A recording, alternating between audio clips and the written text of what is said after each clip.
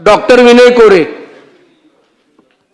अध्यक्ष महोदय, बांबूच्या लागवडीपासून पर्यावरण आणि ग्रामीण भागातलं नवं अर्थकारण निर्माण करणारी ही अतिशय महत्त्वाची लक्षवेधी आहे।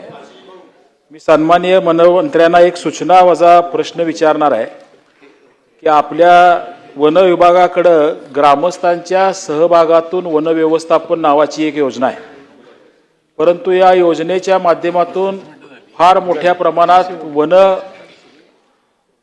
करण्यासाठी आपल्याला यश आले अशा प्रकारचं चित्र दिसत नाही।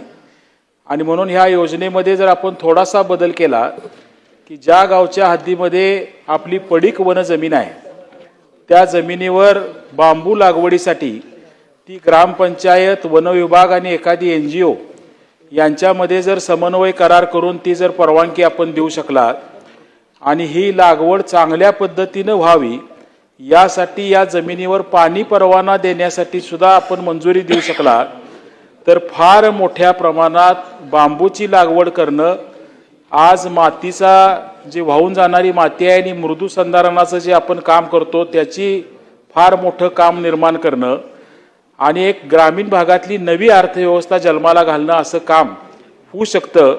हा थोडासा बदल आपण सकारात्मक करू शकाल का?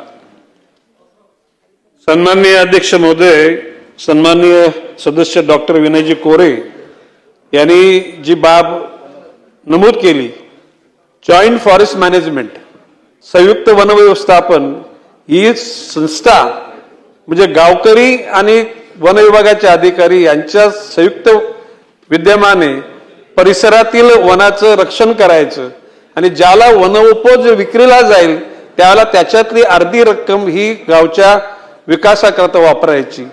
आज 12,000 गावांमध्ये ही जॉईंट फॉरेस्ट मॅनेजमेंट ही योजना कार्यान्वित आहे। बऱ्याचशा ठिकाणी त्याचा गावकऱ्यांना उपयोग होत असतो। डॉक्टर विनयजी कोरे यांनी सांगितल्याप्रमाणे त्यांनी जर सुचवलं की तर गावांची नावं तर त्या ठिकाणच्या वन विभागाच्या अधिकाऱ्यांना सांगून त्यांच्या बैठकी करून त्या ठिकाणी तिथं झाडं लावणं, झाडाचं संगोपन करणं आणि जे उपज निर्माण होईल त्याच्यातून जी विक्रीची रक्कम येईल ती त्या गावच्या लोकांना देण्याच्या अनुषंगाने निर्देश दिले जातील।